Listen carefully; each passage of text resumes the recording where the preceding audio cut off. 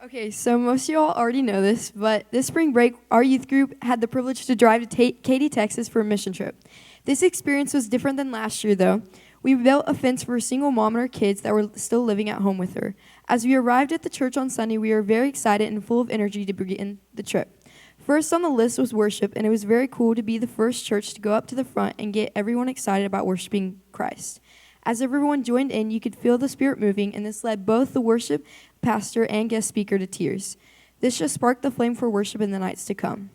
Day one on the work site, the family wasn't there, but we started to tear down the fence.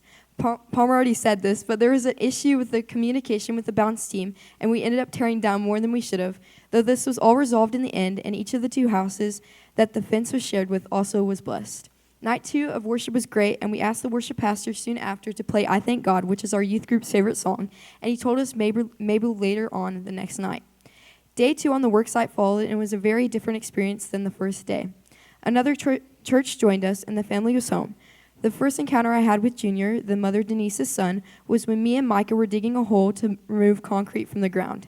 He was very sweet and instantly started talking to us.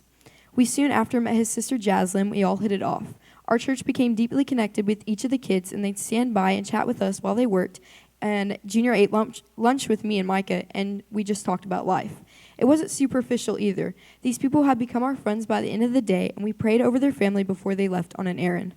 I will forever remember the jokes we shared and the smiles we brought to their faces. The last night of worship went by, and it was time for our wrap party.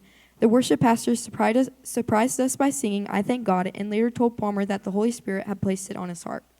It was so very amazing to see our love for worship grow in the short amount of time we had in Katy, but also see my love for people and serving burst through the seams. Missions, I'd say, is definitely a sacrifice. We did have to wake up early like we would for any other day to go help, but it was so worth it.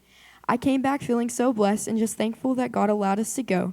If you ever feel God lay it on your heart to go serve, do it. You won't regret it once, even if you missed one or two things, and the people you help won't forget it either. At the beginning of this week, me and a few other girls had a great opportunity to go to Katy, Texas, and help a family that needed a new fence. While we were there, I got to talk and interview the lady that we were building the fence for, and in the interview, she told me how grateful she was and how such a blessing we were for building her new fence. After the interview, I got to talk to her more off camera, and she told me how they didn't have much. And it made me think of me before I came to live with my dad and Erica, because I didn't have much either. So it was such a great experience and a different type of good feeling to help someone in need. But not just that. It was a good experience for me because I got a lot closer with my church friends. So I wanted to thank Palmer and Katie for encouraging me and giving me the confidence to do this, because 2 weeks ago I didn't have the confidence like I do now. So thank you.